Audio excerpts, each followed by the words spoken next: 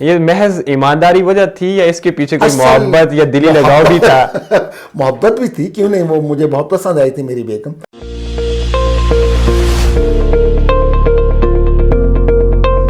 بسم اللہ الرحمن الرحیم، السلام علیکم، میں ہوں صوبان افتخار راجہ اور آپ دیکھ رہے ہیں اسٹیٹ ویوز۔ ناظرین اکرام، اس خصوصی نشست میں ہم مختلف شعبہ زندگی سے تعلق رکھنے والی شخصیات کے ساتھ آپ کی خدمت میں حاضر ہوتے رہتے ہیں۔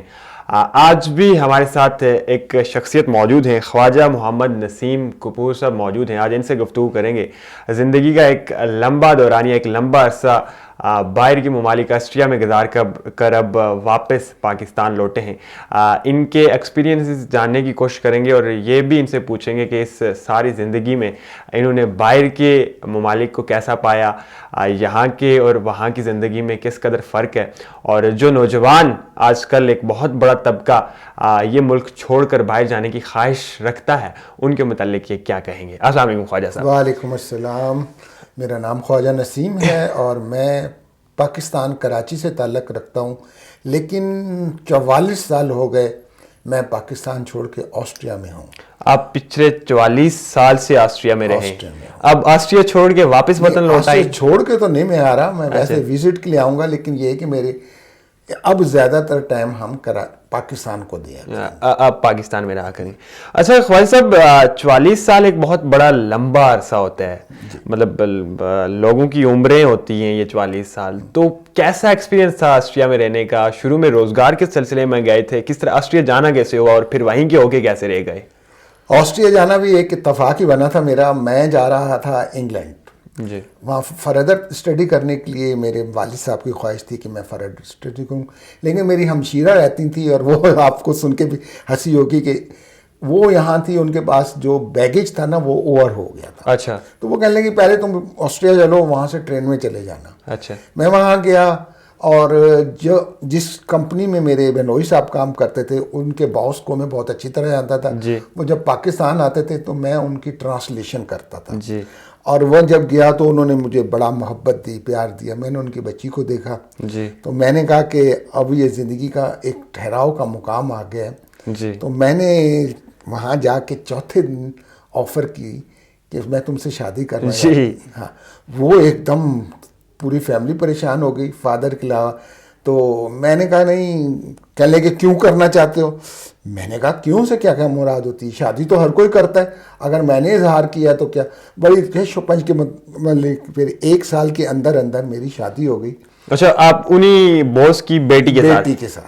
تو وہ پھر شادی جب ہوئی تو میں پاکستان میں سروے آف پاکستان میں تھا، اور وہ کہنے لگے بات یہ کہ خواجہ فیملی میں نے جو بھی دیکھی ہے وہ سروس کم کرتی ہے اور بزنس زیادہ کرتی ہے۔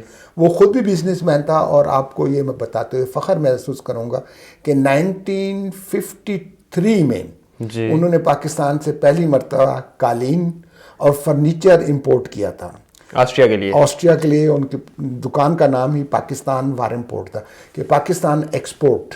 اچھا، تو وہ آسٹرین تھے، وہاں کے شہری تھے، مسلم تھے؟ نہیں، مسلم نہیں تھے، اچھا، کرسچن تھے، ہاں، لیکن یہ کہ ان کے تعلقات مسلمانوں کے ساتھ بہت زیادہ تھے اور بہت امپریس تھے۔ جب میں نے ان سے ملاقات وہاں کی تو کہنے لگے کہ اب تم آگے واگے مت جاؤ، یہیں نئی اپنی لائف شروع کرو۔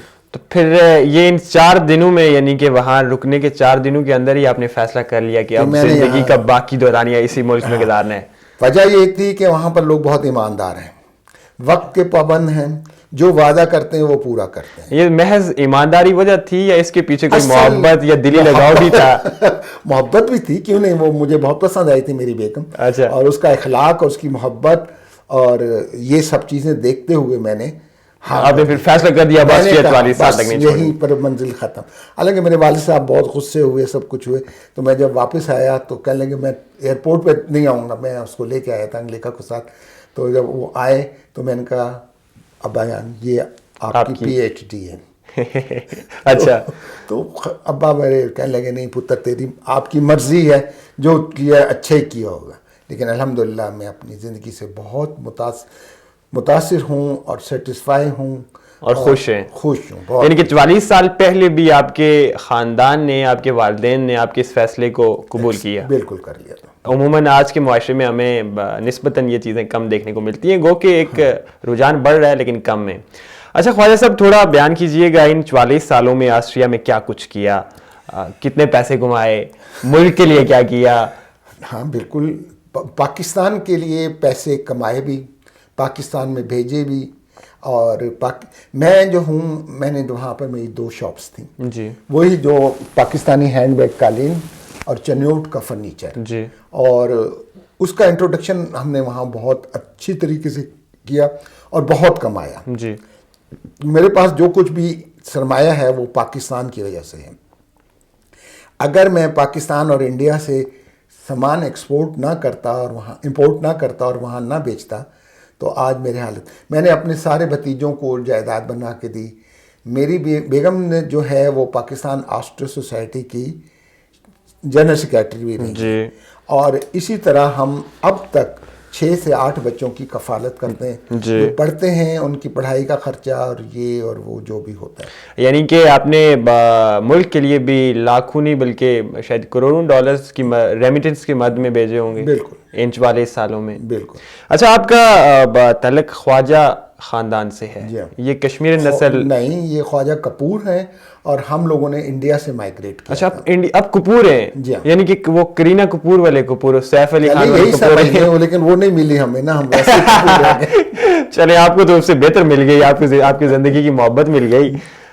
جانا یہ چاہوں گا, یہ تھوڑا سا ہمارے ناظرین کے لیے ڈیفرینشیٹ کر دیجئے گا, چونکہ یہاں پاکستان میں جو ایک تاثر ہے یا سمجھا جاتا ہے صرف کشمیر نسل جو لوگ ہیں, خواجگان ہیں یا خواجہ ہیں, انہیں کہا جاتا ہے کہ وہ کشمیر سے ہی صرف منسوب ہیں. کیا اس کی حقیقت کیا ہے, بیک گراؤنڈ کیا ہے؟ کوئی حقیقت کی خواجہ جو ہیں وہ پوری دنیا میں ہیں اور مختلف طریقے سے ہیں.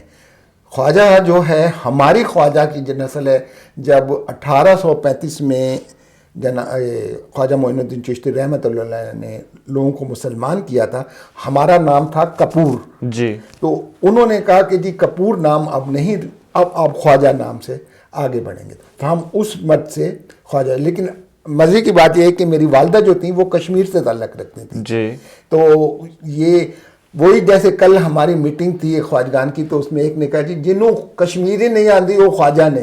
یہ بڑا ایک بہت زیادہ بولڈ تاثر ہے پورے کشمیر میں. یہ صرف خواجگان جو ہیں, یعنی کہ کشمیر کی بھی اگر بات کی جائے, یہاں پاکستان بھر میں بہت سارے مہاجرین مقیم ہیں جو خواجہ برادری سے تعلق رکھتے ہیں اور ٹپکلی جو کشمیری لینگویج بول پاتے ہیں تو انہیں ہی خواجہ سمجھا جاتا ہے. اب بات یہ کہ مثال کے طور پہ میں کشمیری ہوں, میں آسٹریا میں تھا, میرے اگر 4 بچے ہوتے تو ان کو نہ کشمیری آنی تھی نہ اردو آنی تھی, ان کو تو صرف جرمنی آنی تھی, تو کیا وہ کشمیری نہیں ہوتے؟ بالکل, یہ بات آپ نے درست کہی. اچھا, تھوڑا یہ بتائیے گا کہ ان 44 سالوں میں آسٹریا میں کیا کچھ پایا, کیا کھویا, کیا کبھی ملک کو مس کیا کرتے تھے کبھی, یا یہ فیصلہ کیا کہ دوبارہ ملک میں آ جانا چاہیے؟ بالکل, بہت میں پاکستان کو مس کرتا تھا. یہاں پر بڑا اچھا ٹائم گزار میرا, اور بہت ہی محبتیں ہیں پاکستان میں. میرے سارے خاندان کے بچے نیکسٹ جنریشن یہی ہیں اور مجھے ان سے بڑی محبت ہے. کبھی کبھی میں سوچتا تھا کہ اگر یہ میری آسٹرین بیوی نہ ہوتی تو میں شاید پاکستان شفٹ ہو جاتا. لیکن اب بات یہ کہ ایک بندہ وہاں کا ہے, وہ میں وہاں شفٹ ہوا اور وہاں شادی کی, تو میں اس کو یہ نہیں کہہ سکتا. لیکن میری بیگم کو پاکستان بہت پسند ہے, اور خاص طور پہ پشاور. جی, وہ جب ہم آئے ہیں 4-5 مرتبہ تو پشاور حیات آباد میں ہمارا ارادہ بھی ہو گیا تھا کہ ہم یہاں گھر بنائیں گے. اچھا, حیات آباد پشاور میں. لیکن اب جو ہے وہ ہم یہی سوچ رہے ہیں کہ اسلام آباد میں ایک گھر بنائیں, اور وہاں پر بھی میرے 2-4 گھر ہیں, تو ہم 6 مہینے یہاں رہے اور 6 مہینے آسٹریا رہے.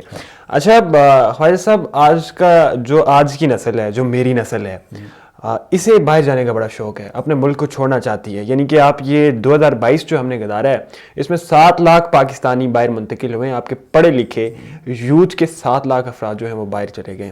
ایک تو تھوڑا اس پہ کمنٹ کر دیجیے گا, ہمارے ناظرین کے لیے کہا جاتا ہے وہاں کی زندگی کس قدر مختلف ہے, کتنی مشکل ہے, اور سوشلی ہم کتنے زیادہ ڈفرینٹ ہیں, یہ پاکستانی معاشرہ اور باہر کا معاشرہ, مغربی معاشرہ. بہت اچھا سوال ہے. بات یہ کہ ہم پاکستان کے اندر کام کرتے ہوئے گھبراتے ہیں, لیکن وہاں آپ 8 گھنٹے متواتر ڈیوٹی دیں گے, جو بھی آپ کو کام دیا جائے گا. اگر آپ کو کلیننگ کا کام دیا گیا تو آپ نے 8 گھنٹے متواتر کام کرنے, اس میں آدھے گھنٹے کا بریک بھی ہوتا ہے. لیکن یہ کہ, اور دوسری بات یہ کہ وہاں پر سنسیئرٹی بہت ہے. آپ نے اگر چھٹی کرنی ہے تو بغیر کسی وجہ کے نہیں چھٹی کر سکتے. سال میں 14 تنخواہیں ملتی ہیں اور ان سے بڑا اچھا گزارا ہوتا ہے. گورنمنٹ وہاں جو بچے پیدا ہوتے ہیں ان کا خرچہ پورا کرتی ہے, فری آف ایجوکیشن ہے, کوئی وہ نہیں ہے. لیکن اس کے لیے اس وقت وہاں پر انہیں کمپیوٹر سائنس اور یہ جتنی کمپیوٹر سے وابستہ ہیں ان کی بہت ضرورت ہے. اور وہ وہاں پر اس وقت پاکستانی جو گئے تھے وہاں وہ یونیورسٹیز میں لگے ہوئے ہیں, پڑھ کے یونیورسٹی نے, آسٹرین یونیورسٹی نے انہیں جاب دی ہے, آسٹرین گورنمنٹ نے انہیں جاب دی ہے. اگر ظاہر ہے جس کو کچھ نہیں آئے گا وہ وہاں جائے گا تو زیادہ سے زیادہ صفائی کا چھوٹے موٹے کام کرے گا, پیپر بیچنے کا. لیکن پیپر بیچنے میں بھی وہ پاکستانی 3 لاکھ روپے تک کما لے گا, اتنے کما لے گا. یعنی کہ اگر ہم کمپیریٹیولی بات کریں تو وہاں کی زندگی یہاں پاکستان سے بہت مشکل ہے, کام کے لحاظ سے بہت مشکل ہے, موسم کے لحاظ سے, کیونکہ یا لاہور میں یا کراچی میں یا حیدرآباد میں برف باری نہیں ہوتی, اور ہمارے یہاں اتنی برف باری ہوتی ہے کہ کبھی کبھی باہر نکلتے ہوئے بہت ڈر لگتا ہے کہ پتہ نہیں کیا ہوگا, واپس بھی پہنچیں گے یا نہیں. لیکن یہ ہے کہ وہاں پر 1 منٹ کے اندر برف سڑکوں سے صاف کر دی جاتی ہے. وہاں ٹروپس بنے ہوئے ہیں, جیسے ہی برف باری ہوئی وہ شروع ہو جاتے ہیں اپنے کام سے. ہاں, وہ اب سوشل میڈیا میں بھی ہمیں دیکھنے کو ملتا ہے, اور اس کی وجہ سے کوئی پرابلم نہیں ہوتی. خواجہ صاحب, آخر میں ہمارے ناظرین کو, ہمارے دیکھنے والوں کو کیا پیغام دیں گے جو نوجوان, جو یوتھ اب بھی باہر منتقل ہونا چاہتی ہے اور اپنا فیوچر باہر کے ممالک میں سیٹل کرنا چاہتی ہے, ان کے لیے کیا کہیں گے؟ بے شک بڑی خوشی کی بات ہے اگر وہ جانا چاہتے ہیں, لیکن پڑھ لکھ کے جائیں گے, کوئی ہنر سیکھ کے جائیں گے. جیسے کہ اس وقت یورپ کے اندر ویلڈرز کی بہت ضرورت ہوتی ہے, کمپیوٹر سائنس کے لوگوں کی ضرورت ہوتی ہے, تو اس میں بڑی اچھی جابس ہیں اور اچھا کمال. چھوٹے موٹے کام میں بھی اچھا کما لیں گے, جیسے پیپر کا کام ہے, ریسٹورانٹس میں کام ہے, مل جاتا ہے, یہ نہیں ہے کہ نہیں ملتا. لیکن یہ بڑے کام جو ہے نا, ان میں اگر وہ 10 15 20 سال لگا کے وہ سوچیں کہ اب میں پاکستان واپس چلا جاؤں تو وہ یہاں آ کے بہت اچھی زندگی گزار سکتے ہیں, بہت اچھی زندگی گزار سکتے ہیں. بہت شکریہ خواجہ صاحب آپ کے وقت کا, بہت شکریہ ایک مرتبہ پھر سے. میں آپ کا شکریہ ادا کرتا ہوں. آپ کی نوازش ہے, آپ کی مہربانی ہے. ناظرین کرام, انشاءاللہ پھر کسی نئی شخصیت کے ساتھ, کسی نئے موقع میں, کسی اور پہلو کے ہمراہ آپ کی خدمت میں حاضر ہوتے رہیں گے. صوبان افتخار راجہ کو دیجیے اجازت. اللہ نگہبان.